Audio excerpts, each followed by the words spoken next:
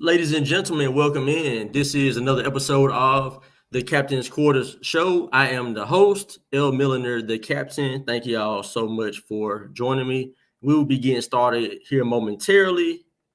Just to sit tight for me. As you come in, if you're coming in via YouTube, hit the like, hit the subscribe. If you comment on YouTube, I will be able to see it. I can't read your comments while we're doing our conversation. And if you're coming in via Facebook, same thing. Hit that like.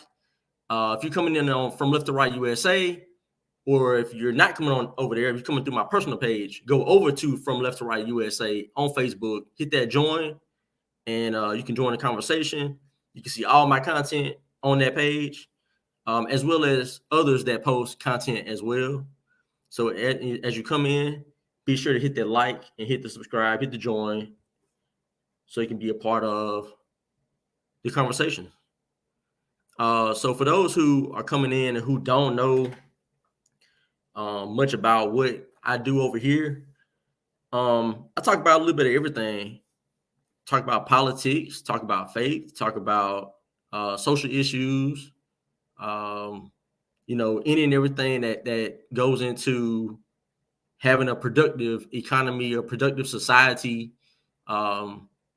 Individuals who are not just it's not about just being here, right? It's about doing good for the rest of everybody else. And those that are coming up behind us, the kids, they really need to see adults who care about their well-being. And we need to set examples. We need to be consistent in doing that.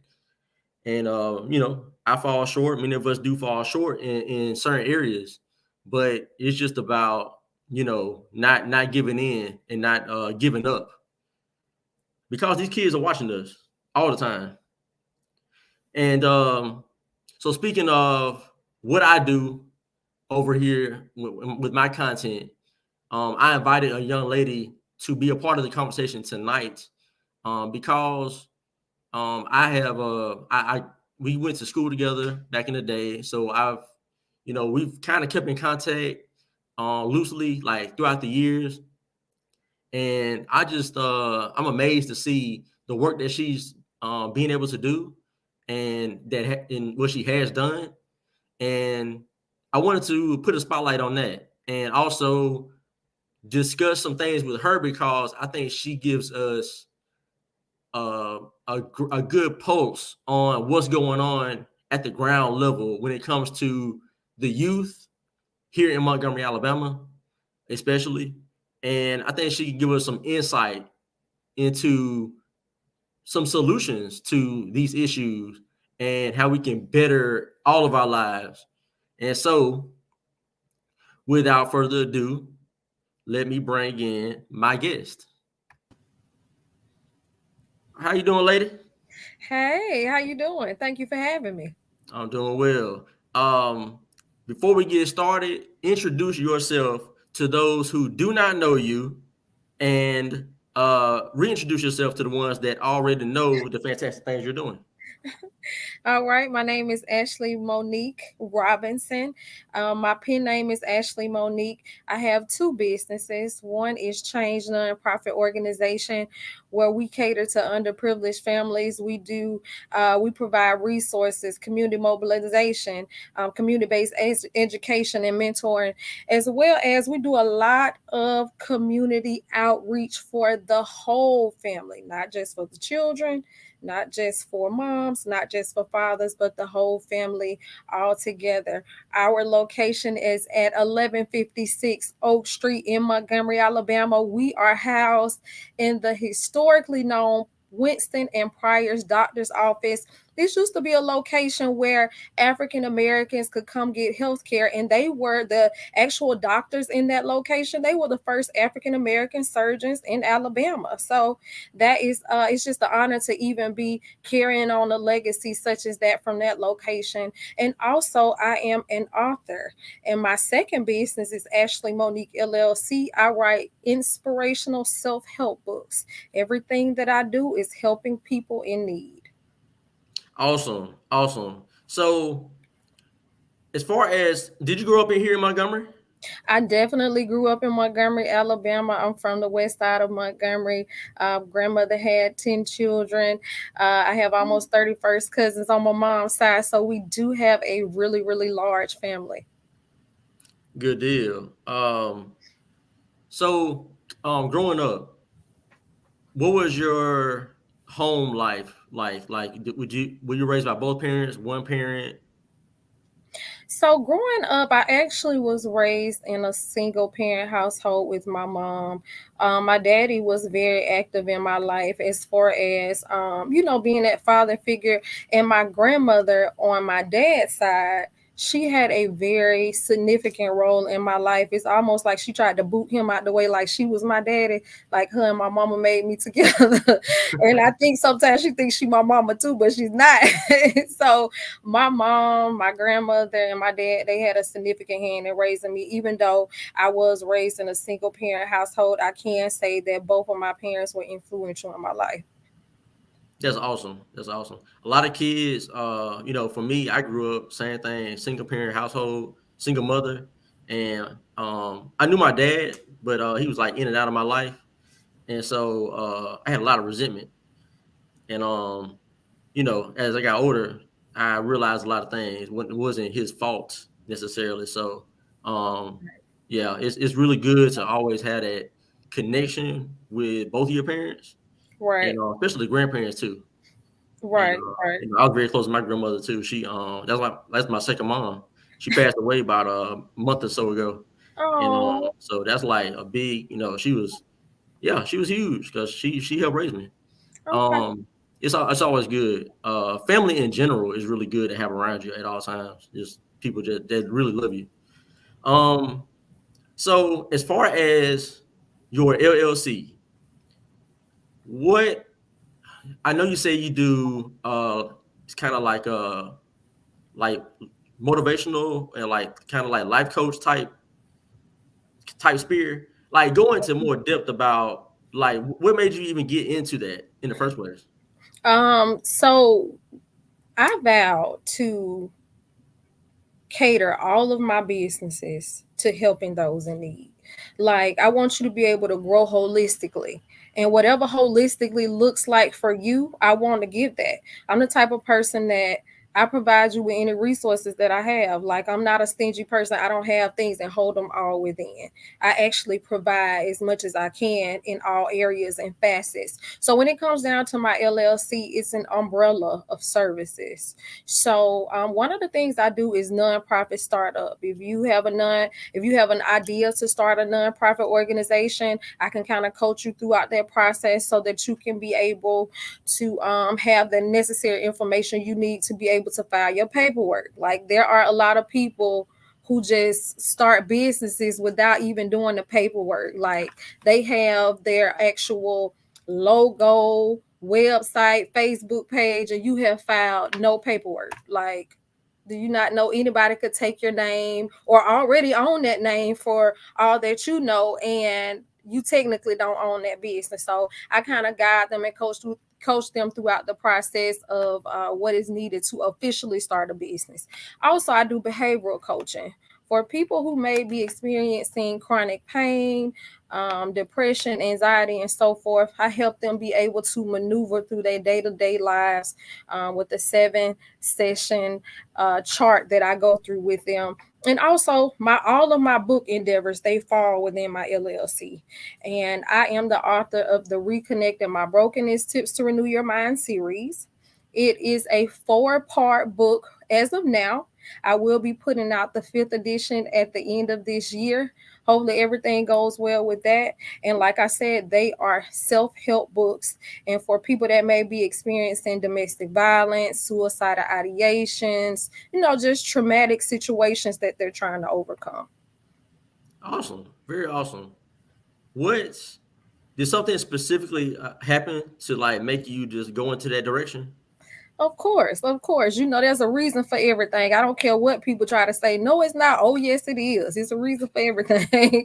Uh-huh. So I had started experiencing a lot of traumatic situations in my life. And it had gotten to the point where it was almost like unbearable. Like, you know, I started to question God, like, why me? Why am I experiencing this stuff? I feel like I'm a good person. And I had a revelation, why not you? And I'm like, okay. So what am I supposed to do with this information that I learned from these traumatic experiences? And that's when my books were birthed.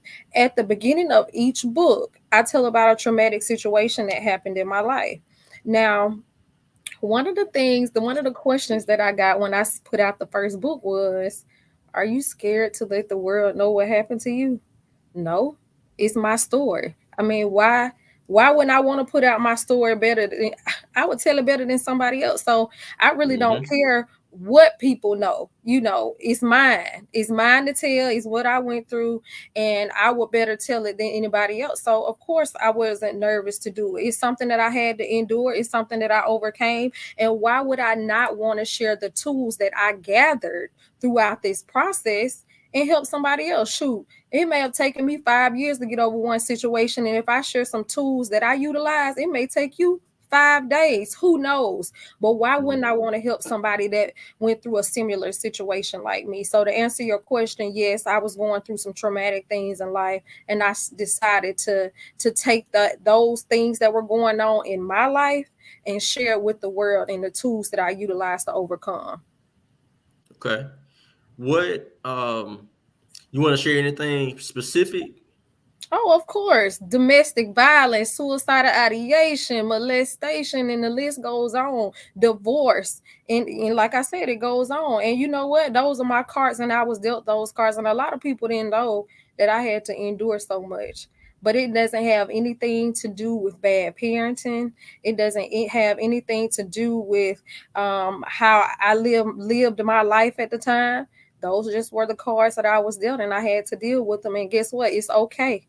It is okay. It's okay when we go through things, but it's all about what you take from those situations. Exactly. Exactly right. Um, what so in relation to and first of all, thank you for sharing that because I didn't know if you wanted to go there, but you went there, and I appreciate that because somebody is watching this right now, Right, and they're dealing with either something that you just said that you dealt with, and they don't really understand like really that they can overcome that, or they don't know the next step in the process. And so it's really good to have people that are open and honest about issues and how they do get over those. Because you can do it, you know. I know we live in a society now where certain things are just kind of like it's kind of like normalized, right, where rather than us having the outlet or some way of connecting with something that can get us past the hurt that we have, it's more like society is telling you, oh, having that hurt is okay and it's right. needed almost. It's like, no, like I don't think most people want to go through Exactly. trauma. Exactly. Yeah, I like it's almost, but it's almost like that's like another feather in the hat or something. It's like certain people like they really thrive on people like having trauma in their life, and it's like no, like we want to avoid that. And Right, so as adults, as mothers and fathers, we want our kids to miss all those obstacles. We don't want right, them to go down those roads. And right. so yeah, so anyway, it's awesome that you are doing that. Now, regarding to your book, like so did you write your book or like did you have people like helping you out with it? How was that process? So it's actually funny you asked that. Yeah, but to answer your question, yes, I did write my own books. But the very first book that I wrote, I lost. I don't even know where it is today. But it was a whole nother direction. Like it went in a whole nother direction. And I know I believe everything happens for a reason. So the fact that I lost it, that means I didn't need to share that. Like I didn't need to put that out. But when it came down to my books, yes, I wrote all of my books. I had someone edit them, like they went through, edited, checked for grammatical errors. But yes, I did write my books. Now, when it came down to publishing my books, it was very difficult for me to publish. And the reason why was because I didn't have any knowledge on publishing books. Like I vividly remember, because my books are, like I said, self-help, devotionals, inspirational, all those type of things. I vividly remember going to the bookstore and looking at publishers on the back of books in the genre of book that I wanted to write. That's how I ended up selecting my publisher.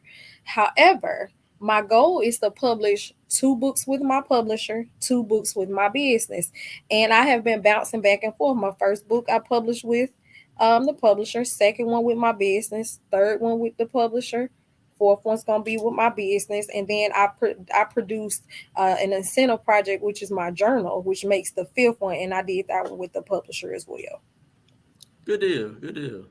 Um, yeah, I know a lot of people when they go to write books, like I've heard that over and over again, that this is like a process. Like it's a real, I don't know, and depending on the type of book that you want to have published, it's like a lot of obstacles in your way. Um, but uh, but anyway, but shout out to you for that. Thank you. Full disclosure, I have not read her books, ladies and gentlemen. Um, I am not a book reader. I read articles, like I'm all the time pulling up articles, reading articles, doing research, that type of thing. But uh, I will be reading a book though to see what you're talking about. Now you say you do like devotionals and that type of thing. So are you a lady of faith? I'm definitely a lady of faith. I would not be where I am right now if it wasn't for God. I am fully aware that everybody believes in what they believe in, but what I believe in is the Heavenly Father, and I am a Christian. I'm not a Bible thumper. I wouldn't call myself a Bible thumper, but what I will say is I believe in God, and everything that I have done up until this point was what He has blessed me to do. Amen. Did you when you say you're not a Bible thumper, what do you mean by that? I feel like people that are considered Bible thumpers, if you say a cuss word, they gonna say, "Oh, the Lord gonna get you," or if you drink some shots, "Oh my God, you're not supposed to be doing that," or if you tell a lie, you know what? You better repent right now. Like I'm not a Bible thumper, but what I will do is encourage you in the Lord, especially when you're going through something negative. Mm-hmm. Nice, nice. Now, so going from kind of segueing from your business side, you also mentioned that you do the nonprofit. Right. Now, the nonprofit is Change. Yes. And how did that come about? Like, what got that going? Okay. So it bags all the way up until I was in high school. And let me tell you this story. I'm gonna try to make it as short as possible. So when I was in school, it was not the norm for my mother's side of the family to go to college. So when I graduated from high school, I had not applied to not one college because I never really saw myself going to school. I mean, my mom, she got an associate's degree, but most of the people in my family, they did not go to college. So I remember at the time when I graduated from high school, I think I was working at Arby's, the YMCA, and Dillard's. Now, one thing I failed to say at the beginning, I feel like I have the best of both worlds because my mom and my grandmother, like they're two totally different people. Like my mom, she established that you got to hustle, you got to make it. She'll teach you how to change a tire, do oil, and all this kind of stuff. And my grandmama taught me how to be prim, proper, professional, all those type of things. So I had the best of both worlds. So when it came down to my mom, she said, "Well, you know what?" She came in my room one day after I graduated. I think I had graduated from high school, maybe like a month. And she said, "Hey, get up. I'm going to enroll you in school." And I was like, "What?" School? What school? She said Alabama State. And I said, okay. So she enrolled me in school, and I had no knowledge of the college life. Like, I didn't know anything about anything. And I had to maneuver and feel my way through. It was very difficult. So, getting back to the question that you asked me, I went to college for 2 years and didn't declare a major. And I remember after my toward the end of my second year, my advisor called me in the office and she said, well, Ashley, you've taken all of your basic courses. You cannot take any more courses until you declare a major. And I said, well, I just don't know what I want to do. So I went to the counseling center and I talked to one of the counselors in there. He said, well, what do you like to do? And I said, help people. And he said, well, I think you need to go into social work. I was like, well, what is social work? He kind of broke it down to me and he said, you know what? I think I got a good place for you to kind of be mentored at. And it was a local nonprofit here in Montgomery, Alabama. And I ended up working at that nonprofit organization for 11 years. It was called the Council on Substance Abuse. A lot of the information that I got about nonprofit life, work, etc., I learned from the Council on Substance Abuse here in Montgomery, Alabama. So that was the first place where I planted my feet when it came to a nonprofit. So if anybody knows how nonprofits work, you have to get money through donations, fundraisers, grants, and so forth. So, one of our major funders for the Council on Substance Abuse and here in Montgomery, Alabama, is the Department of Mental Health. So, I felt like I had gotten a lot of experience on that workforce side in the community, grinding with these children, with these families, with people abusing substances. So, I decided that I wanted to just excel just a little bit. So, I applied for this job at DMH, which is the Department of Mental Health, and I got it. And what the Department of Mental Health is an organization that provides federal funding to maybe 30, 40 plus organizations in the state of Alabama. And when I worked for that organization, it was like a step up for me. It was from the lower level nonprofit side to the state side. And with that, I had to oversee 25 nonprofits in the state of Alabama. So I'm like, Mhm. okay, I got that experience on the workforce side. I got that experience on the administrative side. So it's time for me to start my own nonprofit organization. So the passion that I have for the community, the passion that I have for helping people in need, it pushed me out there to be able to take a leap of faith and start my own nonprofit organization. But it wasn't easy now. I'm not gonna sit here and act like it was easy. I Yeah. literally had to quit my job, my good state job, where I drove their car. I had a cell phone, great benefits, everything, to take a leap of faith and start my own nonprofit organization. But that was one of the best decisions I could have ever made. Awesome. Awesome. Now, I want to go back for a second because Okay. when you were telling that story about how you came to your own nonprofit, you mentioned that you really weren't interested in going to college to begin with. The people in your family had not really gone to college. What when you did go to college, did would you recommend it to like a young person that's 16, 17, high school, they're getting ready to graduate high school? What do you recommend for them? Like, should they go to a 4-year university? Should they do trade school? Like, what do you recommend? What I recommend to a young person that is, let's just say, maybe like in the 10th or 11th grade and they're trying to figure out their life, what I recommend to them is to find out what your passion is first, because everybody is not built for college. Everybody is not meant to go to college. That is not what everybody's destiny is. What I recommend is you find out your passion, and when you find out what your passion is, then you need to do research and take the necessary steps to get where you need to get. Because let me just say this for an example. And I'm not bashing college or encouraging nobody, people not to go, because I went to college. I'm a professor right now at a college. But what I'm saying is, me starting a nonprofit organization, I didn't learn that in college. I didn't learn how to do that in college.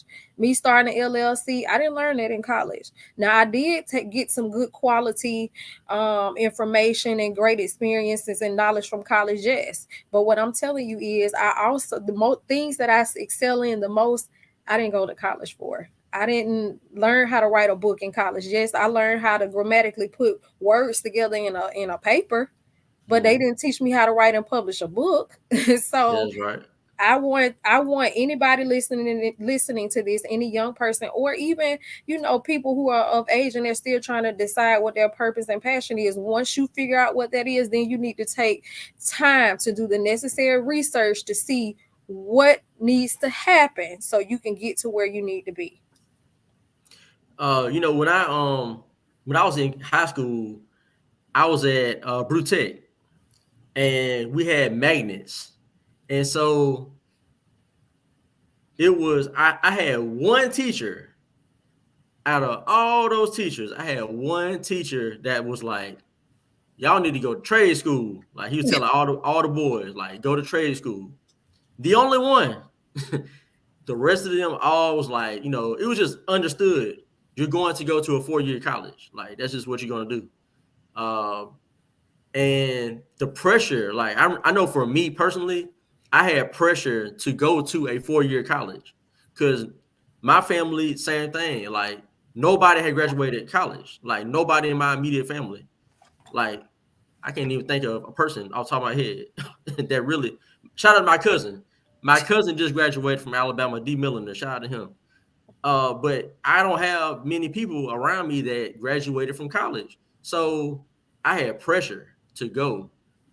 I went, and it's interesting that you said the whole social work thing and the whole substance abuse, because in college, I went for biology, and then I segued from that halfway through college. I switched my major to sociology. I took one class, I fell in love with it. I'm like, this is awesome. Let me get into this. And went from that to doing an internship at a substance abuse facility in Lumberton, North Carolina. And anybody that knows about Lumberton, North Carolina, we're talking about a rough little city.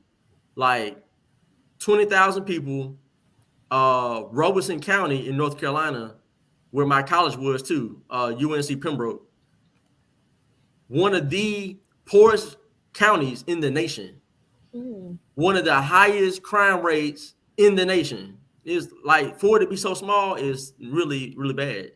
And so I got to go to do the internship at this facility, and I got to, meet the individuals that's coming in, and I'm seeing patterns. I'm seeing, I'm seeing just how like the the uh the revolving door, because they're supposed to come in through our facility. If they got arrested, they come in, they do our like 6 month or whatever it is course, and then once they graduate that, they get their sentence reduced and they can go out and be on probation or whatnot, or just be paroled, whatever, what have you. Um, and it gave me a lot of insight into, oh, okay, this is something I might really want to like pursue this. So I ended up graduating college, and then I said, you know what, I'm gonna be a mental health counselor. So I went to grad school. I did a year, and ended up I had I was doing great. I mean, it was, to me, to be real, it was just easy because for people who don't know, like I grew up in a household with a person that was mentally ill, like was in and out of psych wards and such. And so it was just natural to me. So when I learned about all these different issues, I was good. So I was going through college, through my grad school, and then I took an online course. I did not do well with that online course. They kicked me out. So I appealed it, and then they still denied me. So I just never went back. And then, life really got started for me then. So after that, I was working, working my way up where I was, and got my family started, got married, had children, all that good stuff. And so I look back on it and I'm like, man, all that pressure that I had to go to a 4-year college, because it was put in me, like, and put it in a lot of people that around me. We all just understood, like, if we want to be successful in life, you have to go to college. And along that journey that I had, I learned a lot of valuable lessons. I was connected with people. I was introduced to different organizations, and the way that, like, a counseling place works. And I was able to pick up on things, and I learned a lot of valuable information. So I want to take that, from it. But once I got to, I left and everything, I'm like, man, I wish I could have listened to that one high school teacher that was like, boys, y'all need to go to that trade school. And I just think that, so what you said about understanding your passion and knowing, what you want to do with your degree, you need to have all of that in place. Don't just go to school, and this is what I would say personally. Don't go to school and just take something just because you're just taking it just to take it. Understand what you want to do with your degree. Already have all this in mind. If you want to be get into the nursing, you can go to go get an associate's degree for certain roles, and then later on, if you want to move up, you can move up. You don't always have to just go and do a 4-year college and get into all that debt and not use it. Right. So, anyway, I just want to say, know what y'all want to do as a young person. Know what you want to do. Um, test the waters in different areas too. Don't just get tunnel vision and say, I'm going to do this one thing. Kind of spread your wings a little bit, and then there may be something else that you find that you really want to get into. And anyway. So appreciate it, bro. Bro said got flames emoji. Um so that's the thing about college. That's my diatribe about college. I'm not against college. I mean, it is good, especially for certain degrees. I mean, you need college. Like, who wants to? I mean, you can't be a lawyer without going to going to get your what is it, Juris Doctorate. So, like, you gotta do what you gotta do. Right. All right, so let's get into, as far as your nonprofit. Um, you got it started, and what I know, you said earlier, you said that y'all do like a holistic. You deal with everybody, from individuals, kids, families. So go into more detail about who y'all serve. Okay. So we serve underprivileged families altogether. And all of our services that we offer are catered toward the whole family. Let me just shout out my partner in crime, Nick Rankins. He has a nonprofit organization as well. It's called Young Men on a Mission, and we are both housed out of the Change Community Resource Center. So a lot of our programs that we offer and services, we do it together. But we have a food pantry, a clothes closet, we do mentoring, we do tutoring. I actually just posted today where we will be having a toiletry drive August 19th from 11 to 1 o'clock, and it is drive through. We want you to drive through and drop off toiletry items for single moms. There are a lot of single moms out there who are struggling, and we just want to be a blessing to them. We will develop them a care package, and it will just contain simple toiletries like tissue, toothbrush, toothpaste, comb, brushes, hair care products, and so forth. We also do evidence based prevention. One of our things is, if we can try to get to the child before the violence gets to them, or the peer pressure gets to them, and so forth, we do provide those classes for that. Also, we do a lot of trainings in the community, and then it's anything that we offer, we do it for free.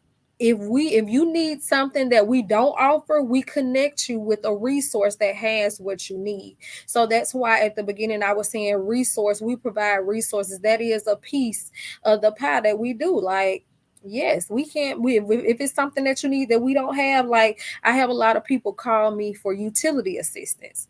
That's not something we do at Change Community Resource Center. However, I do link them with other organizations that do, and that's just a small example. So don't be afraid to call out, reach out to us, because whatever we can't do for the family, we will connect you with someone or another organization that can help you. Awesome. Um, when y'all deal with the youth, like, do y'all work directly with like schools, for example? How do y'all connect with the youth? So we connect with them in all facets. We have, like I said, that tutoring program. So we connect through them with that. The mentoring program. We go to the Boys and Girls Club. We go to the schools, and just they come to us out there in the community. Like when it comes down to connecting with children, they're delicate, and anything that we do or say, they can remember that for the rest of their life. So anytime we come into contact with children, should we sometimes have parents that can't deal with their kids, and they call us for just help, just in general, like not being a part of the tutoring program or the mentoring program. They just want us to be a positive role model in their life, or a mentor. So we actually connect with children on all types of levels. We just had a back to school event that was amazing last weekend. It was hundreds and hundreds and hundreds of people that were there. And even with the back to school event, that was another opportunity for me to meet a whole nother group of kids that I never even met before. So it's just, I'm just in different areas and different places at different times to connect with children. So it's in all different areas that we're able to connect with those kids in need. Okay. Do y'all do y'all work with like families, and what does that look like? And when I say like families, I mean like the dad, the mom, and the children. Do y'all do work with all of them? And if you do, explain that. So what we try to do, we try not to work with the family as a whole. We try to work with them individually. However, I do kind of work with some organizations on the side where we connect with the family as a whole. And when I was speaking just a little while ago, I did forget to mention that we do connect with children at the detention facility at the jail, air base here in Montgomery. So we do not only just connect with youth that are out in the free world, we do connect with youth that are incarcerated. And yes, they're still my babies, even though they commit crimes. They still need love, they still need affection and attention. And most of the kids, they just need to know that somebody cares, because people talk nasty to them, they cuss at them, and they just need to know somebody cares. So we do connect on that level, but when it comes down to the family, most of the time we try to get them individually. Okay. Um, the youth that y'all do work with, what are some of the biggest things that y'all see that they are struggling with? um Trying to cope, going through traumatic situations, shutting down, being angry, being violent because of things they went through. Another one, peer pressure. Like for some reason, and we've been young, but kids would rather please their friends and their peers versus doing what's right and listening to their parents. Um, One of the things I have never been able to understand is everybody wants to be a thug. Why? Everybody wants to be from the projects. Why? The projects are not fun. Like, why do you want to Mm. be a thug? Um, it just bothers me so bad where I have a lot of young men that just want to go for bad. And even let's kind of like go to airbase, for example. One of the things I would go in there and talk to them about is making good choices, protect themselves during sexual encounters, not using drugs, and so forth. And they will listen, they will retain it and say, well, Miss Ashley, I just want to have a lot of children, so I can't say that I'm gonna wrap it up. What? What? Do you really want to expose yourself to STDs and expose yourself to different things that you cannot get rid of? So it's just them having to make conscious decisions. And one other thing that I've always struggled with, and I'm not bashing anybody, I'm not, I promise. But drug use. It's the norm to smoke weed. It's the norm to engage in drugs. And if you don't, they look at you like, what is wrong with you? Now, it has been one of my struggles, and this has been for years and years and years. Like I said, we focus on in prevention. It is very hard for me to tell a child, hey, don't use drugs, don't do this, don't do that, and you go right home and your parents do it with you. So what is the likelihood that they're going to listen to me when I'm telling them that these type of substances can lead to this, these consequences is not beneficial, and you go home and your mama pass you a blunt or your dad to give you some alcohol. So that's a lot of times some of the stuff I kind of deal with when it comes down to the youth, just pushing up against norms and things that they are used to dealing with in the home. Shoot, you're not gonna listen to me when your family members, your mama, your dad, auntie, uncle, whomever allows you to do things like cuss in front of them, use drugs, and they allow you to have sexual encounters in their homes and do all of this. So it's Mhm. very hard for me to sometimes tell students what's right and youth what's right to do when they're acting like a full adult when they're at home with their parents. So Yeah, so true. Like, there's a reason why God gives us the children. Like when we get with a person and you have that child is your responsibility. Like, is I've heard this analogy used by somebody, and they said, some people treat children like the weeds in your on your lawn. Like, there are people who, when you just don't cut your grass, you don't put any weed and feed out, you don't tend to the garden or to the lawn, weeds take over. They right, just grow and they spread and this and that. So the parent who's not nurturing their child, who's not seeing about them, who's not spending quality time with them, and really disciplining them, those children grow like weeds. They just end up, however, the ones who their parents care about them, a mother, a father, that they love them, they tend to them well. They water the garden, they prune, what I'm saying, the shrubs. right, They put the weed and feed out, so they take care of it. So, like God said, if a good tree bears good fruit. And right. so when you really pour into your children, you're gonna bear good fruit through That's your right. children. That's right. Um, what do what are the solutions for what's going on in Montgomery as far as I guess the first of all, what's the target age that you would say to get children on the right track before most of them is too late for? Honestly, you got to get them in probably like mid elementary school, like that, between that 8, 9, 10 range, because I see these kids, and I don't know if you heard about the situation where the young man jacked the man for his car at age 8. Did you hear about that? And I mean, I was about to say it's so funny, but it's not funny. It's actually ironic that this same young man, this same 8-year-old child, tried to get my mom to pick him up the week before on the side of the street.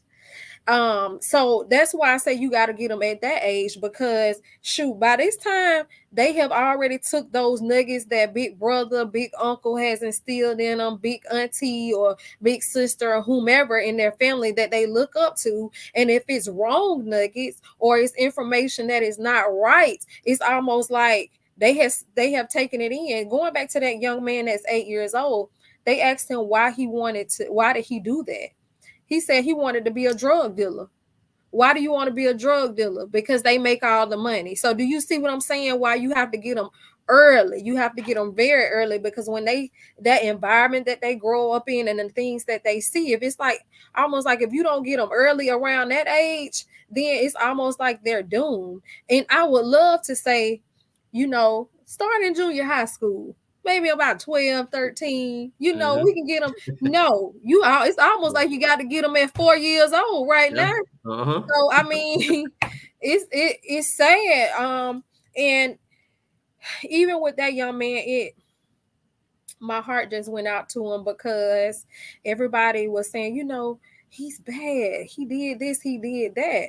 But the young man had burn marks all in his chest. So Mm. that goes to show, yes, what he did was wrong, but why is he doing it? It's a reason why. Was he taught that? Was he threatened? Hey, if you don't bring a car back here tonight, we're gonna burn you again. Like, why? It's a reason for everything. And when it comes down to the children, these are the behaviors that they are being taught. Their cycles.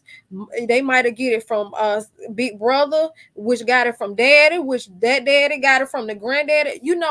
But when you're not taught right, you don't know.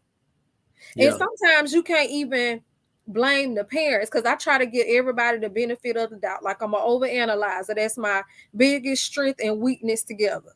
See, because even when you are an adult, sometimes you're not capable or mature enough of making adult like decisions. So the way you are acting, you had to get that from somebody. They got that from somebody. They got that from somebody. And you got to be strong enough to break that cycle. You got to be smart and educated enough to break these cycles, these generational curses that may have been placed on your life. So, yes, these little children, you have to get them young. Yes, they may do things that are not right, but why? We got to figure out why. And we got to get to the root of the problem when we figure out what the why is. Yeah. I had this same conversation with somebody about that 8-year-old. I think it was my dad. I think me and my dad were talking about it. And I was like, we're talking about that 8-year-old most definitely has been, taught to do that. Like, I have a 9-year-old little girl. Like, that's not on her mind. Like, stealing a car. Like, she don't even talk about driving a car for real. So for an 8-year-old to first of all know to have a gun, to walk up on somebody that's getting out of a car, tell them to get out their own car, get into the car, and then drive the car. Exactly. That's almost like, I don't know if it's some gang thing where, I mean, I know, I remember like when I was a kid, they used to send you on a stupid mission. Like, you want to be a part of a gang, you got to go do something stupid, like rob a store, something. So I don't know if it was something like that, but somebody older than him has either showed him how to do that, like he's watched them do it, or they told him, "Hey, go do this," in order for whatever to happen. Right. It's super sad. And when you said that about the target age being like, you would like it to be like 12, 13, and you really got to do it like 4 or 5. And I it's almost like in cultures are different. So in a culture where these kids are growing up in an environment where it's a lot of violence, a lack of care, lack of discipline, those kids by the age of probably 7, 8, it's it's downhill. Like, unless some divine intervention happens, it's Right. gonna be downhill, because a lot of those children, they're not gonna be at the correct reading level doing math level, learning the basics as far as education. And by the age of 8 or 9, statistically, they don't learn how to read. Like it just doesn't happen. So in that culture is like so important to hit them at a young age. Like I'm talking about like pre-K, get them on the right track. Whereas a culture where you have you know people who raise their kids, who are there for the kids, whether they're a single mama, a single daddy, grandmother, whatever, but they are there for that child. That child maybe later on be a person that is 15 or 16 and then is kind of like introduced to criminality and that type of thing. And then they go down that road. So you got people that some kids are late bloomers in that degeneracy, whereas other kids are raised in it. So it's important to get them early. And so later on, they have a better chance at having a good life. Um, man, that's a 8 years up. I have never. I've been in Montgomery almost all my whole life. I do not recall an 8-year-old carjacking somebody. Never. And it's I'll be general, but have you seen a shift when it comes to Montgomery? Like, does Montgomery seem like the same Montgomery that we grew up in the 90s, early 2000s, or has it kind of changed? It's definitely changed. Things that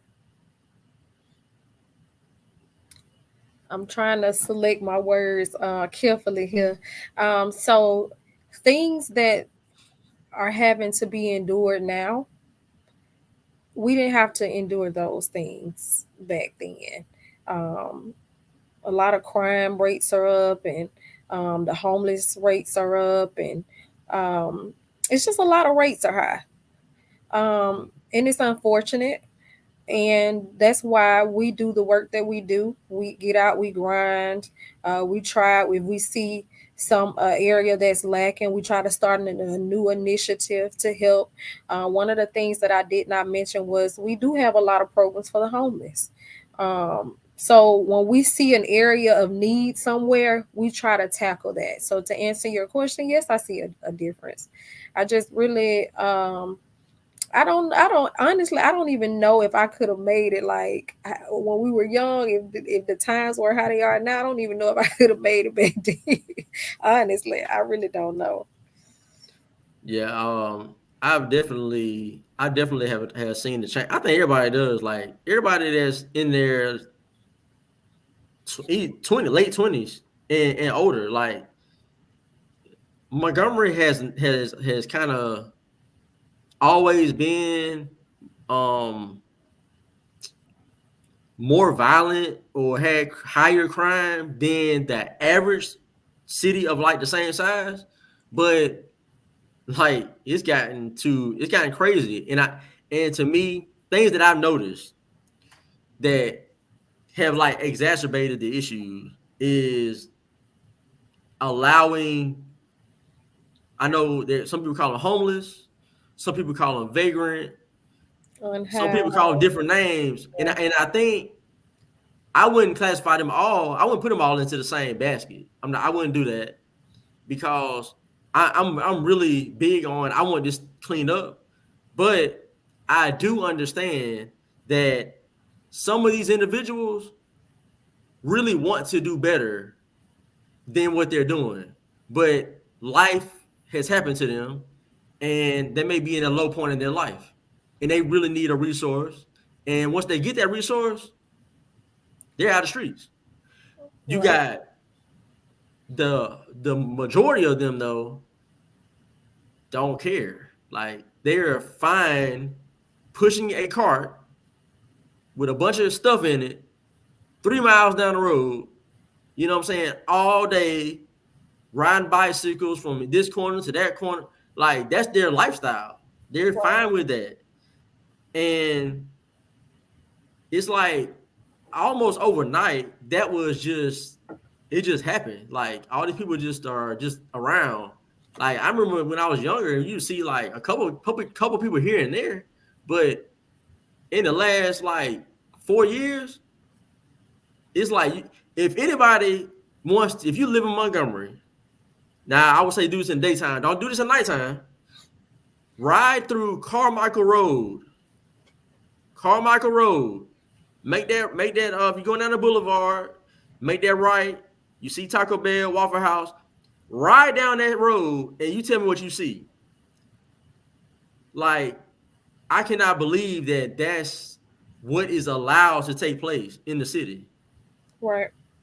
And the thing is, it can be cleaned up, but you have to have people that want to clean it up. You can't just say, you know, we'll offer our services. Now I'm speaking about if I'm the government. I'm speaking from the city standpoint. If I'm the city, I say, well, we have these services. They don't want your services. They don't. You have to figure out something else to do. Right.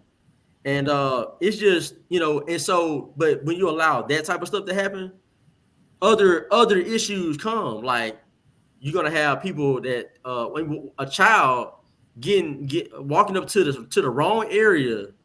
God knows what may happen to a child. Drug paraphernalia, all this. Like I used to work in retail, and we used to have bad issues with people like behind the building. MPD would have to come out and clean it all up. A month later, it's back how it was before. And as the business, we got the fine. We got fined because of the debris, the trash that Mm. these individuals have put here. But instead of telling them like, yo, like y'all got to do something else, no, they just find the business like it's our fault. Right. And so it's absolutely insane. Um, Now I do want to ask you this: Do y'all partner with the government, like on a local level, like county, city, or whatnot? We partner with some city council members, and I did want to say while you were talking, another thing is when it comes down to that homelessness and or the unhoused and just that rate increasing, mental health is a very big portion of that. Like I remember I don't want to quote how many years ago, but it was like a really prominent mental health facility that closed in Montgomery. And to my knowledge, they just pushed all of those people that were in that mental health facility out on the street. Like Uh, that was Grill. grill. That's right. Yeah, I That's right. I know Grill very well. Yes, Yeah, yes. yeah. That is so right. I actually it's this young man that's downtown in Montgomery, Alabama. He pushes a car and he normally stays in that downtown area. And I remember going up to him one day. I asked him, "Hey, are you okay? Are you okay? Do you need anything? Do you need any food or any money?" He said, "No, I don't need anything. I have money over there." And I later found out that he used to be a doctor. He just fell on some hard times as it relates to his mental health.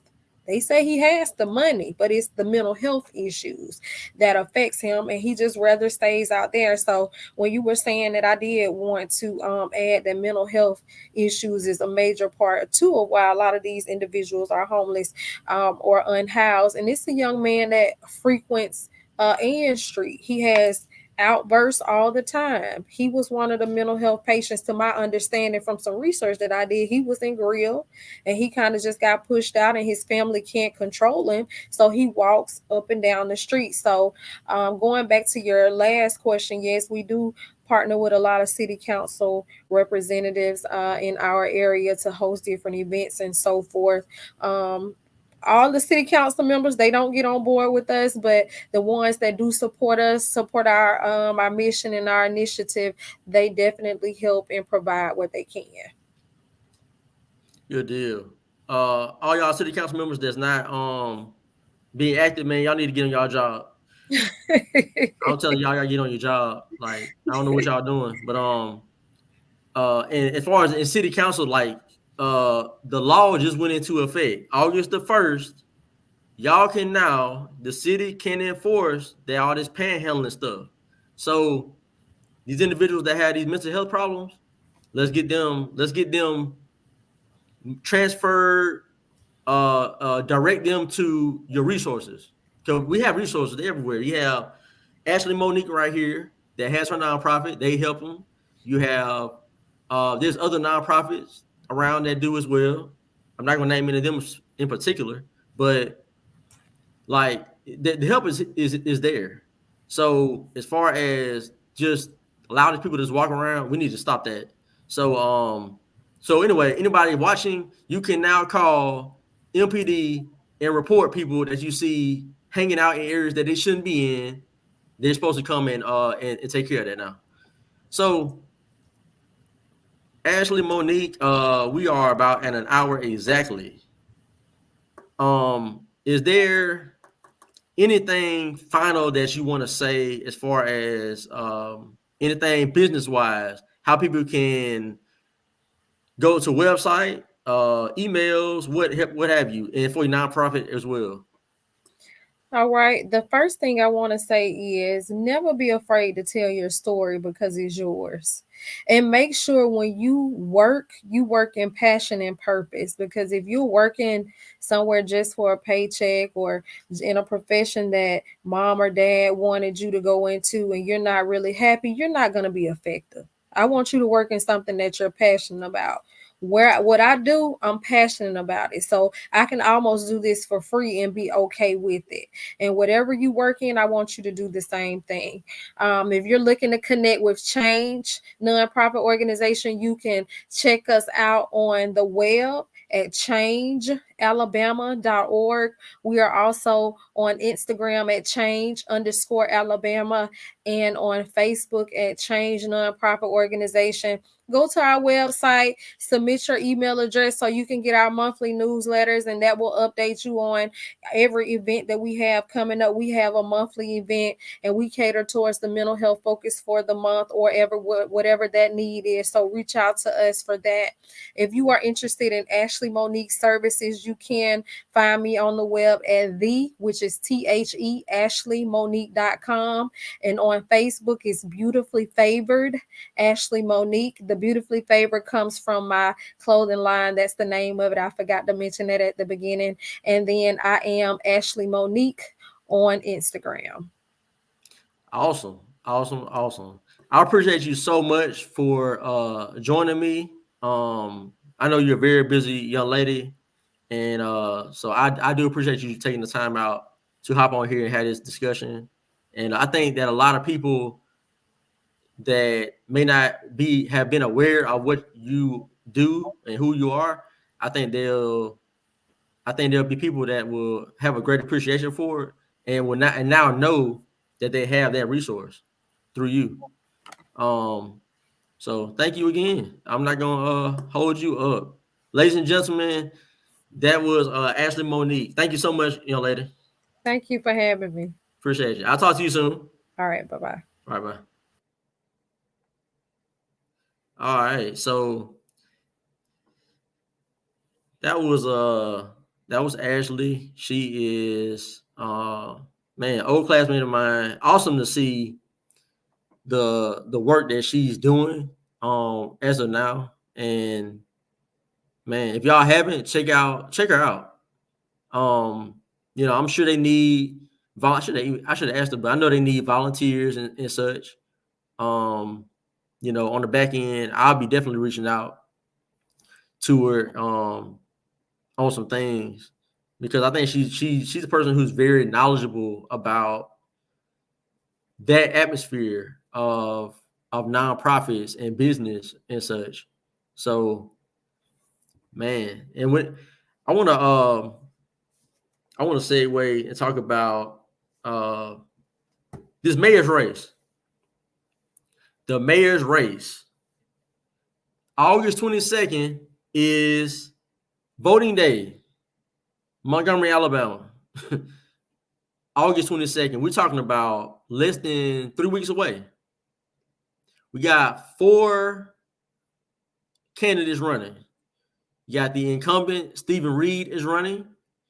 We have Victoria Felder, have Barrett Gilbert, We have Marcus McNeil. Now, I get, like, I'm a person, I understand the politics. I understand how politics work. I get it. You got people that's really on the side of Stephen Reed, and you got people that's really pushing for Barry Gilbert. To me, those are the top two guys. Just what it is. I personally, I appreciate Victorious Felder. I believe he's a very solid candidate. He just doesn't have the support that's needed to get the votes. That's just what it is. Um, you know, the way politics work is not gonna work in his favor in that, on that end of it. And no fault of his, because to me he's ran a good campaign. I mean, he was gracious enough. He came over here and let me interview him as well. But I think it really comes down to Barry Gilbert and Stephen Reed. And it's funny how I see people that are pushing for Stephen Reed, and they're saying, if it ain't broke, don't fix it. And, he's been doing a good job, man. Look, I can't tell. I cannot tell, because I could have sworn before he got into office, Montgomery, we had a crime issue, like we just got into talking about. Yeah, we always had a crime issue, but we used to average like 35, 37 something homicides a year. Like, it was years we had like in the 20s. And all of a sudden, the last 3 years, we've been averaging over 60. We had 62 in 2020, 77 2021, and then like 68 2020, and then 77 2021, which was the record, all-time record, and then last year another 62. So if it wasn't broke, then what is it now? Like, come on, like, are we? And then people say, well, he doesn't have any say so on the crime. He's the mayor. He can't stop crime. The man is the boss to the chief of police. So if the chief of police, unless y'all gonna tell me he don't have no say so either. I guess the chief don't have anything to do with crime. if the chief is the chief, his boss is the mayor. Y'all know how y'all go to the store, to Walmart, you go to the produce section, and you get some produce, right? And it's rotten. It stinks. And you look over there to the worker, you like, hey, this meat is messed up. Like, this is rotten. Like, what is going on with this? And they say, you like, man, I'll talk to the mayor. I'll talk to the manager. Well, ma'am, sir, they don't have nothing to do with the produce. Like, what? They don't have anything to do with it. Aren't they in their store? No, that had nothing to do with it. It's that person right there, the manager of this section of the store. It's them you want to talk to. And then it's like, well, you're like, well, but I want to talk to their boss. Like, I want to talk to the person who's over the whole store, the general manager. And then the people are like, well, they're like, nah, general manager don't have nothing to do with it over here. They don't have nothing to do with it. You would not accept that. Like, nobody would accept that. Walk into a store, the general manager is over the whole store. Whatever goes on, whatever bad happens, it falls on them. I was a manager, so I know how that game goes. It can be something that you had nothing to do with necessarily. It still falls on you. Likewise, the mayor, the crime falls on the mayor because he is the chief's boss. Okay? So let's stop with that. Let's stop saying that he had nothing to do with it. Because when Manna Beverage Company and when the white water park you know what I'm saying, came here. Amazon, FedEx, all these other businesses are coming. Y'all give them credit for that stuff. So when it comes to the economy, y'all give him the credit. But when it comes to the crime, all of a sudden he don't have nothing to do with it. Yeah, that's not that ain't, you know, I was born in the daytime, in the late evening, but it wasn't yesterday evening. So that's not going that ain't gonna fly past me. Like I'm not 7. So you can trick a 7-year-old. You ain't gonna trick me into that. So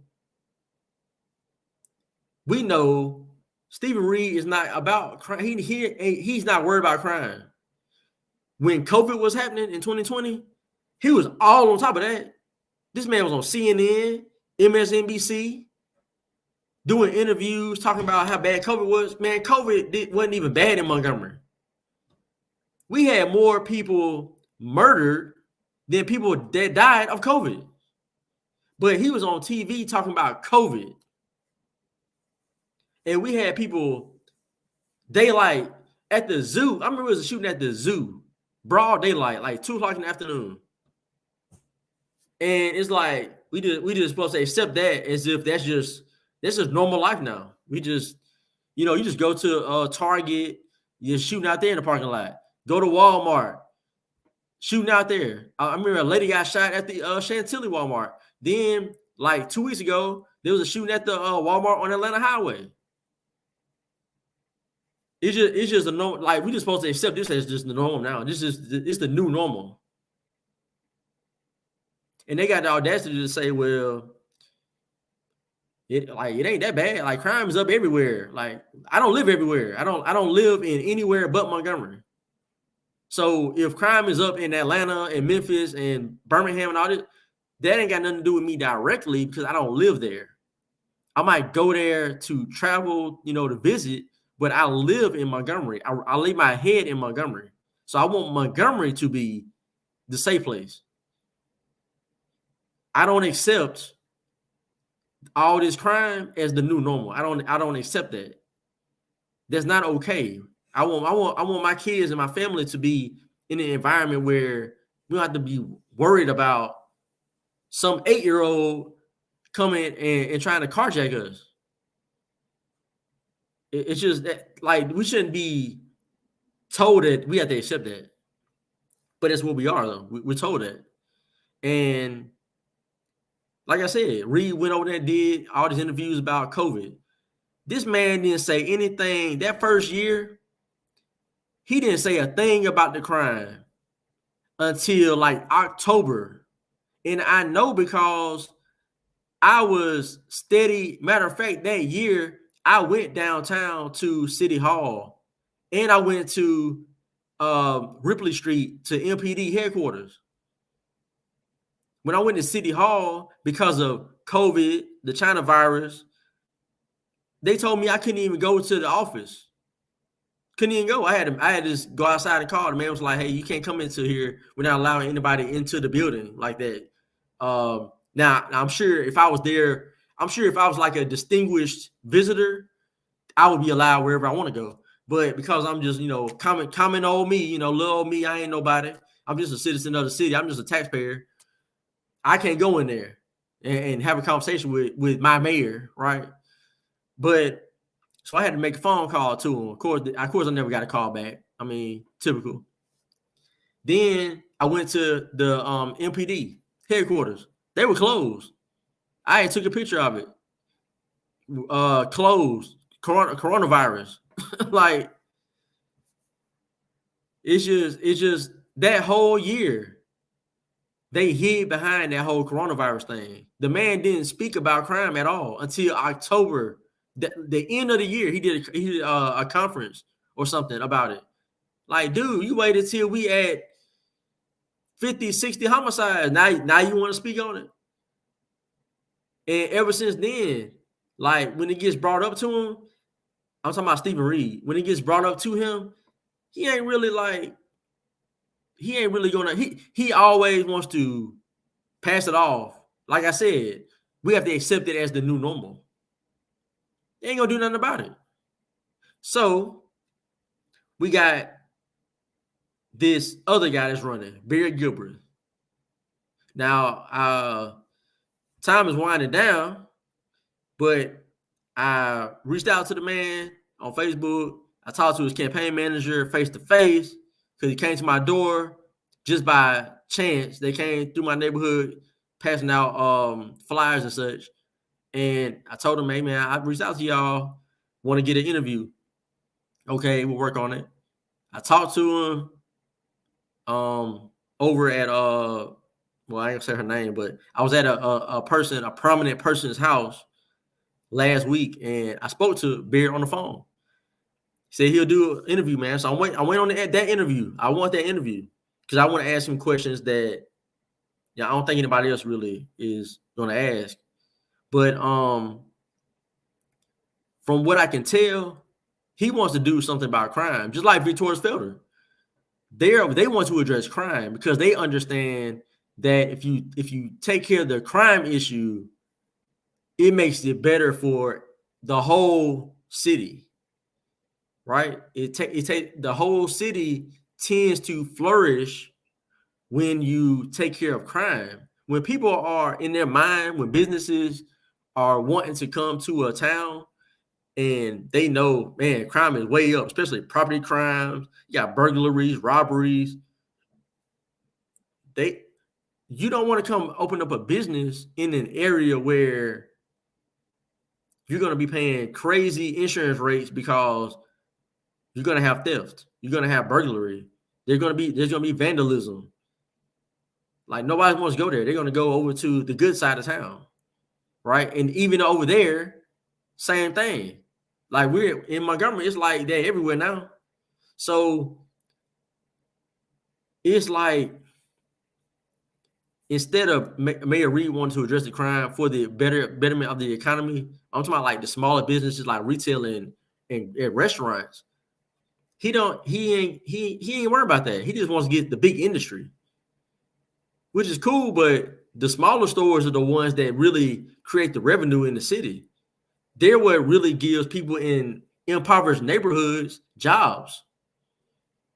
So you got to handle the crime issue. Barry Gilbert wants to handle it, and so does Felder. I mean, personally, like I said, I think Barry Gilbert is going to have a better shot against Reed because he has the funding, he got the resources, he's got his face out there, and people are accepting what he's saying.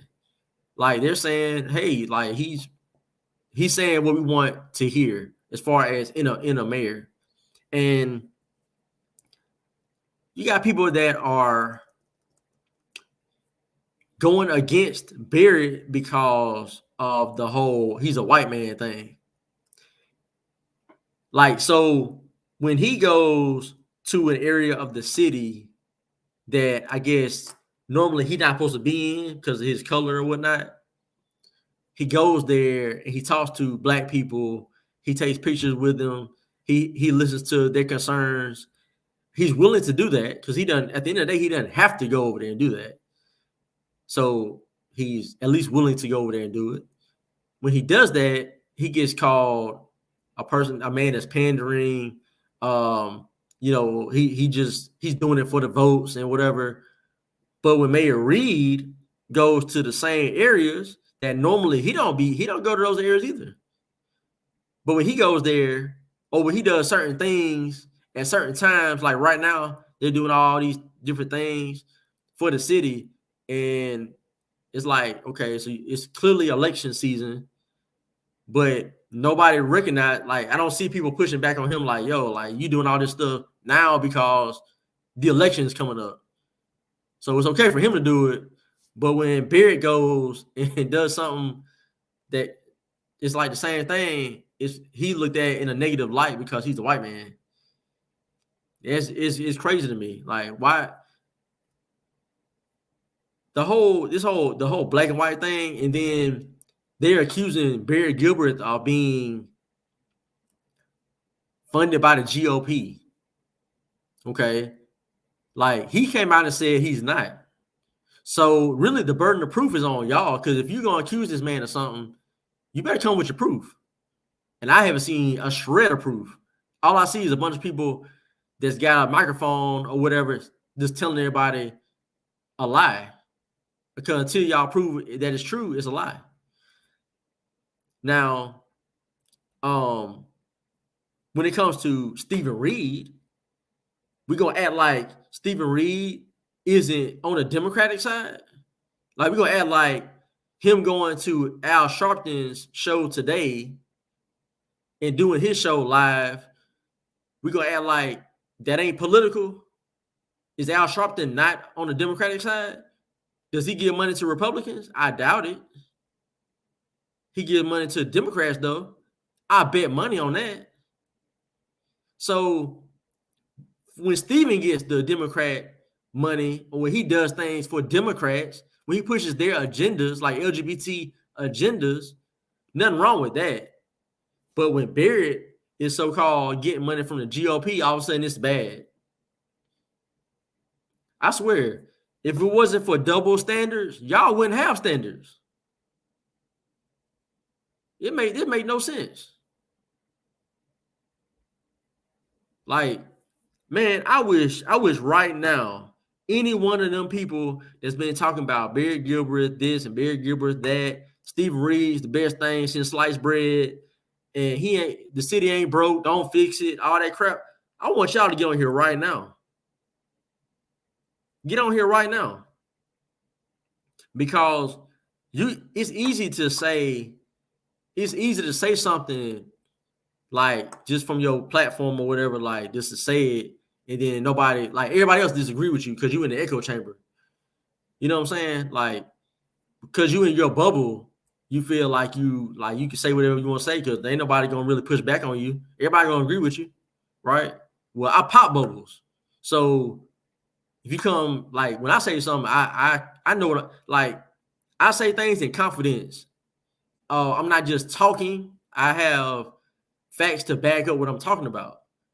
Like everything I just laid out to y'all, all of it is verifiable. I gave y'all stats about the homicides. I gave y'all the facts about Stephen Reed with his Democratic partners, right? And they try to avoid it like that ain't the case. The man just went on Al Sharpton's show today. I asked him to come on my show. I asked him personally to his face, and he said he would do it. But he going to do Al Sharpton. What Al Sharpton got to do with Montgomery mayor race? Like I know I ain't no huge like platform. I get that. I know people tend to want to do things that give them a bigger spotlight. I completely understand that. But what does Al Sharpton got to do with the mayor race in Montgomery? Ain't Al Sharpton based in like New York City or somewhere, or California? What did he got to do with Montgomery? At least I live in Montgomery. I pay my taxes in Montgomery.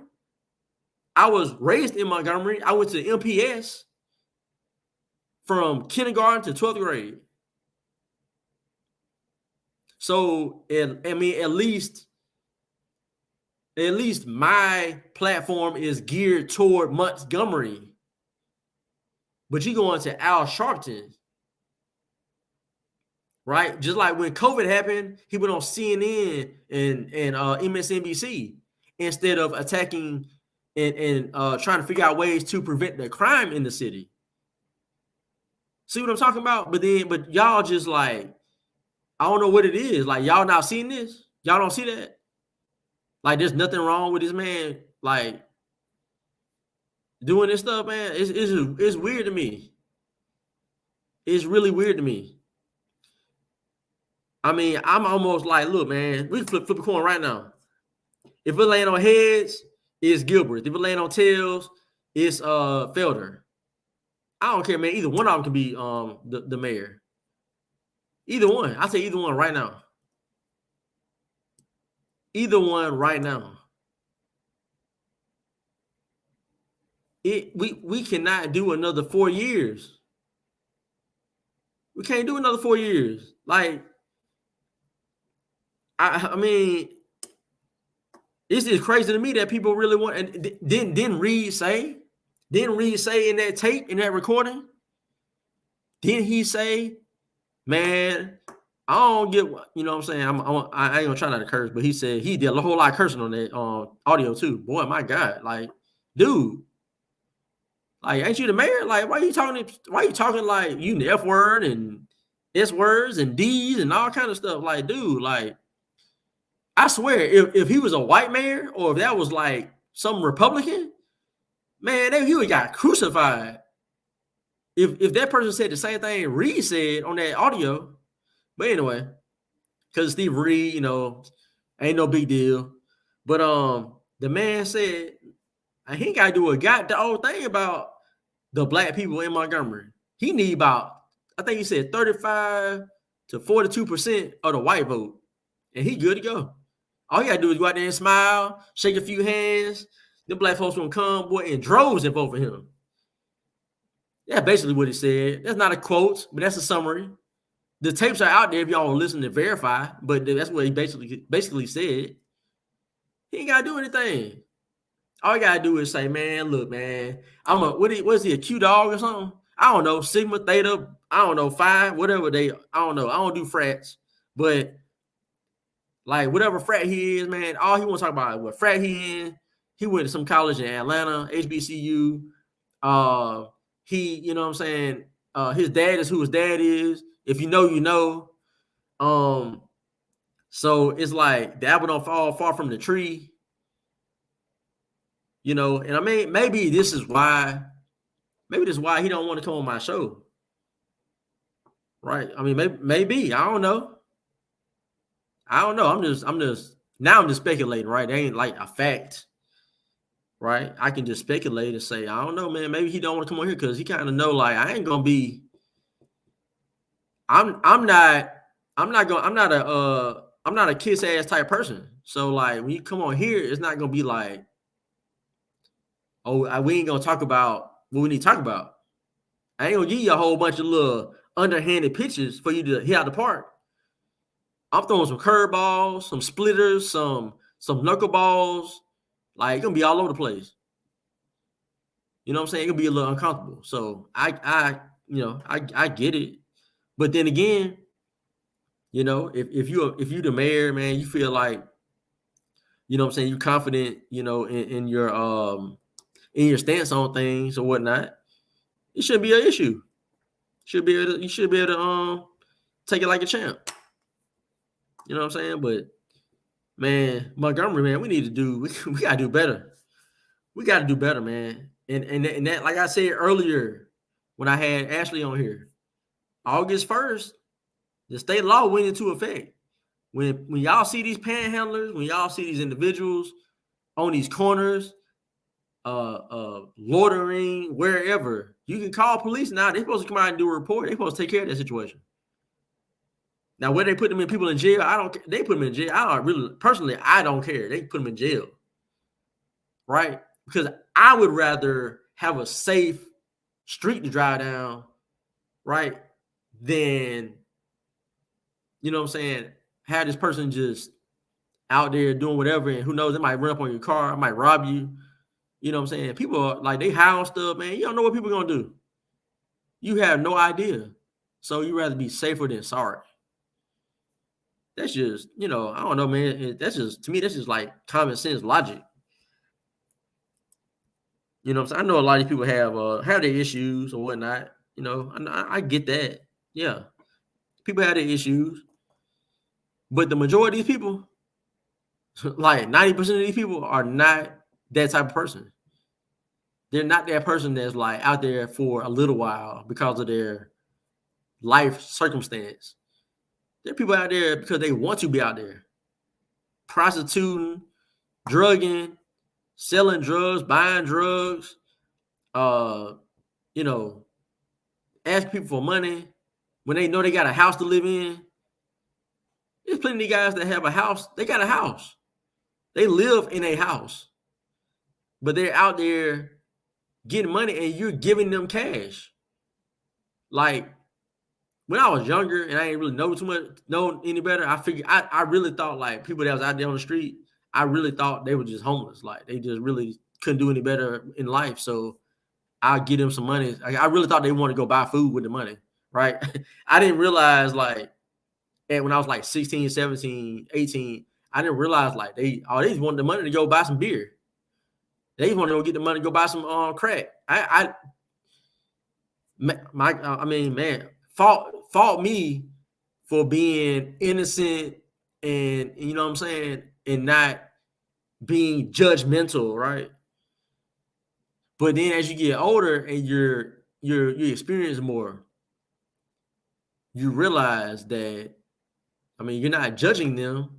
It's not judging like hate judging. It's judging the situation. They're saying it's discernment. Like, you know what? The best thing to do for these individuals, let me not get them a $20 bill. Let me tell them, hey, sir, ma'am, you know, are you hungry? I can go right here to this Chick-fil-A, to this Wendy's, to this Taco Bell or whatnot. I can give you some food and bring it back to you. Is that okay? Like, and if they're really in a bad situation, they'll say, yeah, sure. You know what I'm saying? I know if I was hungry and somebody came to me and said, hey man, I'll buy you some food, I'll be like, man, whatever you buy, man, I'm gonna eat it. But they don't want that. Most of these people don't want that. They kill us about your food. They got food already. They got money already. What they need food for? They getting hundreds of dollars a day just by standing on the corner with a sign. Because they know people are gonna be gullible enough to just give them money.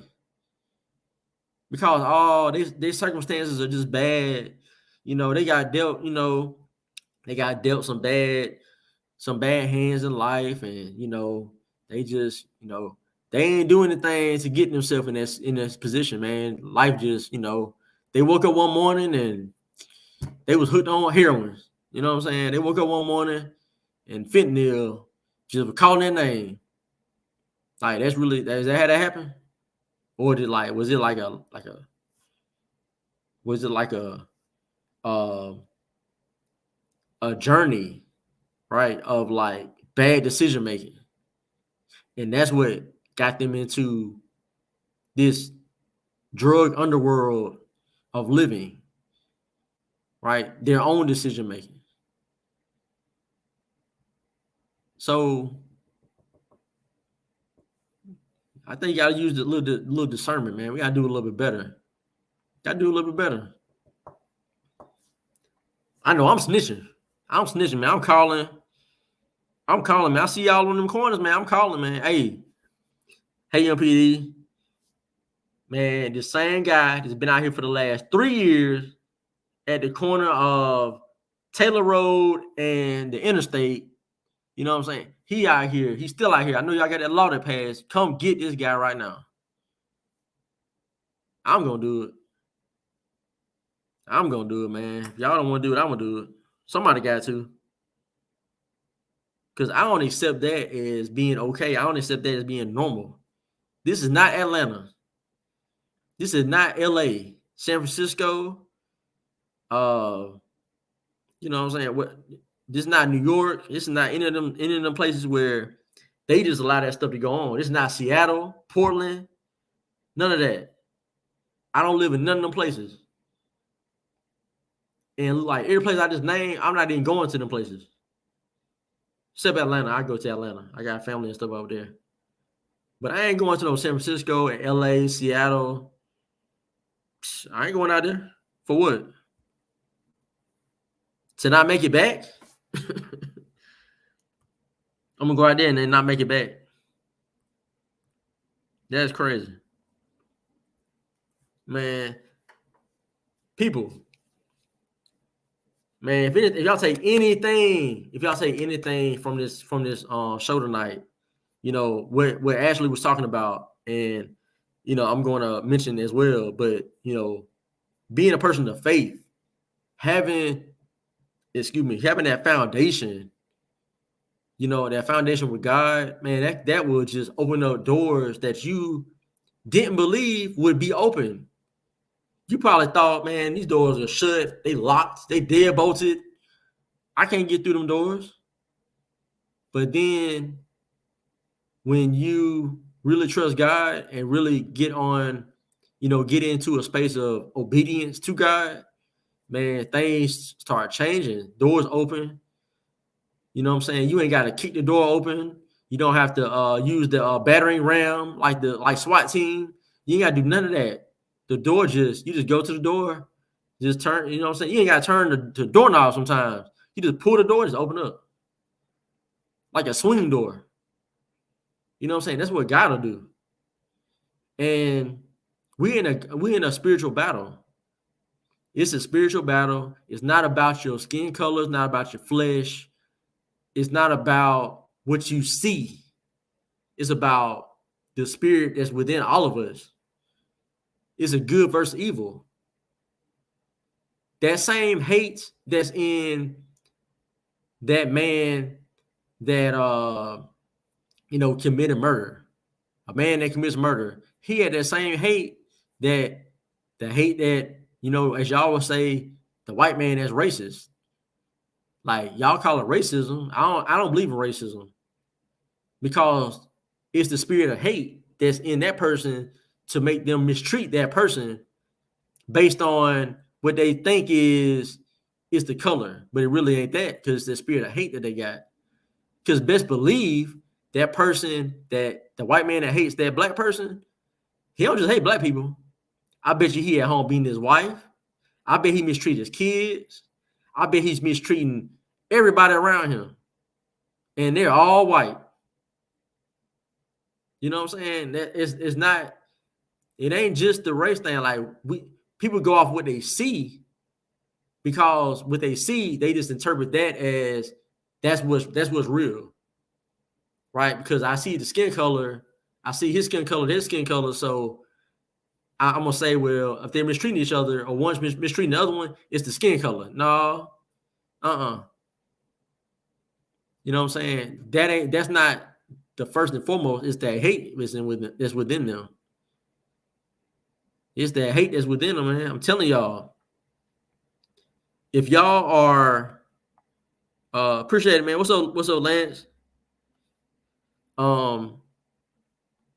If y'all if y'all just ever notice, like if you just ever notice when you are around, if you're a black person and you're around other white people,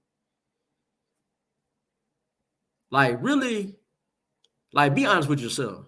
Like keep it real with you. If you don't want to be honest with other people and let them know what you really know, that's cool. But be honest with yourself. When y'all are around white people, do you feel threatened? Like, do you really, really feel threatened? Like, man, I might get shot right now. They might rob me right now. Do y'all really feel like that? But now when you go around black people, how do you feel around the black people? Like, do you feel comfortable? Be real with yourself. You ain't gotta be real with me right now. Like, you ain't gotta tell me or anybody else, but be real with yourself. Like, do you get a little bit uncomfortable when you're around black people and you black? Yeah, I know, because we all know. We all do. I heard J. Cole said that very thing. He was doing it in an interview. This was like, man, this was probably about a decade ago. But I remember he did this interview. And he said, matter of fact, it was around the time that Trayvon Martin happened.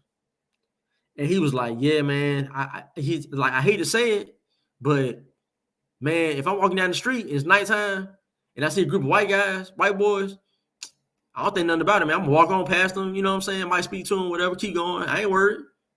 If I'm walking down that street and it's nighttime and I see a bunch of black guys, he said, man, I might not go down that street. That's just the reality. It's just reality. Now, where is the racism? Because the racism don't play no part.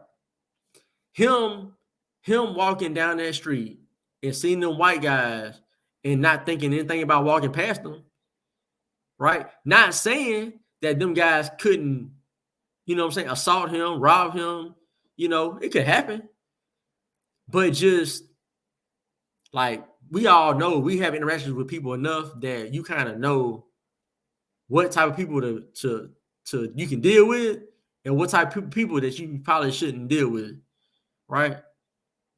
Now, is that racism at all? Or no, is he just able to discern that, yo, like I gotta watch my back around some black people because they will rob me because they see me as a target because I'm J. Cole. I'm a rapper. I have, money. They might think I got jewelry on or whatever. White people, man, they don't care. They don't care. They're probably, hey man, how you doing? Like, hey, what's up? Keep going. But on the flip side of that, when I used to work retail, for example, people always say, well, man, when I walk in, man, I'm black, a black person walking to the store. They're like, man, I walk in the store, they always looking at me like I'm finna rob them or steal something. Like, dude, I used to tell people, man, like, man, we watching you because you black. You know what I'm saying? You looking a certain way. Why you moving the way you moving? You got a hoodie on, bro. It's 85 degrees outside. You walked in here with a hoodie on, with a hood on your head. That's red flag number one. Red flag number two was when I spoke to you, when you came in the door, you didn't even say nothing. You just kept walking. Red flag number two. So you're giving the vibes like you don't want to be bothered for a reason. And it don't look like it's a reason that is going to benefit me. You know what I'm saying? I used to tell people this stuff. And I'm like, if I saw a white guy, which I did, I used to see white guys come in there, man. It looked like they was drugged out, trying to be thugged out or whatever. Guess what? I was looking at them the same way. Like, man, what he doing? Where he going? Okay. You know what I'm saying? I used to, same thing. It's about your manner. It's about how you present yourself. If you present yourself as a threat to people or a person that's acting suspicious, it don't matter what color you are. You be Asian, Hispanic, white, black, purple, green, yellow, blue, don't matter. Makes no difference. People are able to discern that and judge that, hey, man, this might not be a good situation right here. Right? Before something bad happens, there's usually clues that are given to you that something bad is about to happen. Certain people that have been around it enough will pick up on these clues and these cues of something bad is about to happen. I might need to shift my direction in the opposite direction.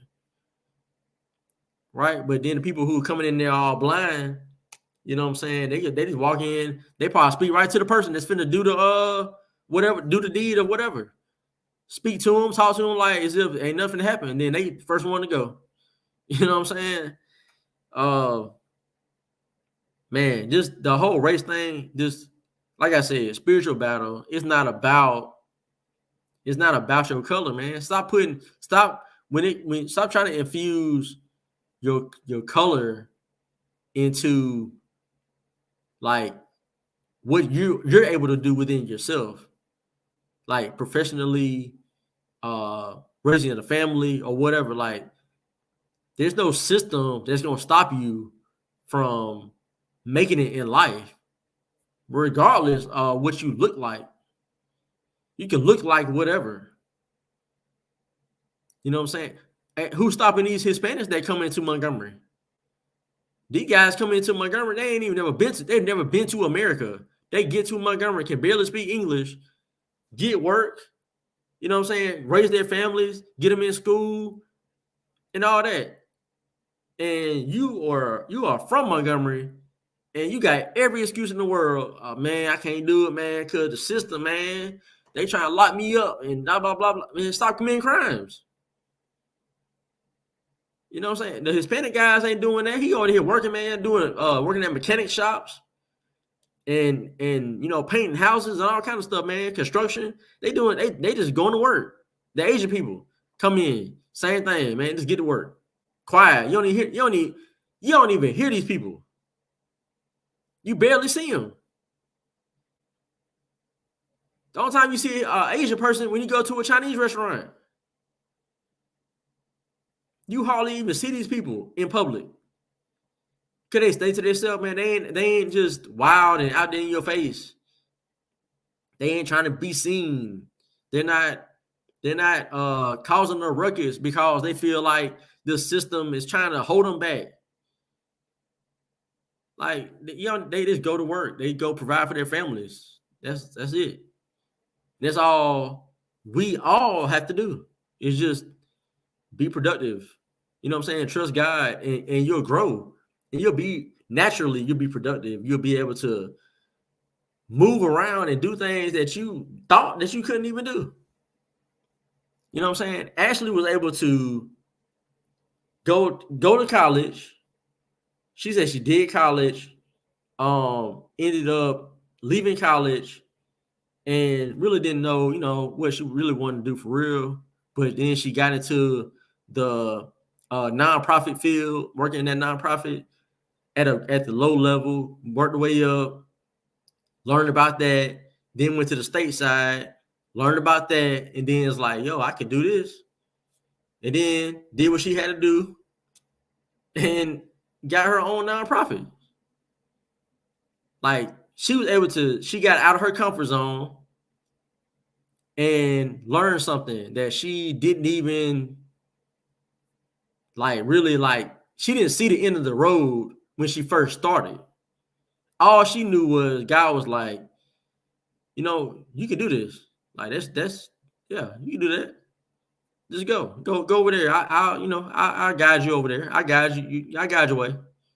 She just went on over there, and then he got her way. He guided her way through that, and she was able to. Now she has her own nonprofit, her own business, and so on and so forth. Written books, like it's a beautiful thing, man. It's a beautiful thing. All right, man. Thank y'all so much for watching. I appreciate y'all for being here, man. It's man, there's some people still on here. Thank y'all. I appreciate y'all a whole lot.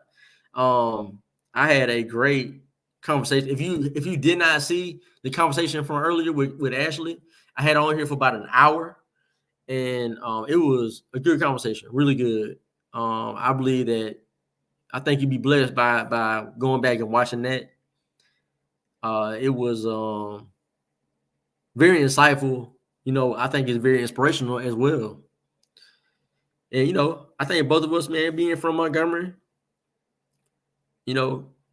coming up, we've been able to experience a lot of the same things. And man, this is crazy for me to like talk to her and just to see, what I'm saying, what has come to fruition in her life. It's really amazing to me. It's really incredible. But yeah, I thank y'all for watching. I appreciate it. If you're on YouTube, hit the like. I want to take about a couple seconds. It helps the algorithm. The more likes, the more it gets into the algorithm and other people will see the video. If you're on Facebook, if you're on my personal page, go over to From Left to Right USA on Facebook, join that page, and that's where I do a lot of my content. That's my group page. We discuss topics. Others will post their own content. They'll post articles and TikTok videos and so on and so forth, right? Because I deal with I'm making conversations great again. I'm making free speech great again over here. So it's all about the conversation. We can talk about politics. We can talk about faith. We can talk about hot topics, hot news items. Whatever it could be. I'm not shying away from anything. So we talk about whatever over there. And none of that spam.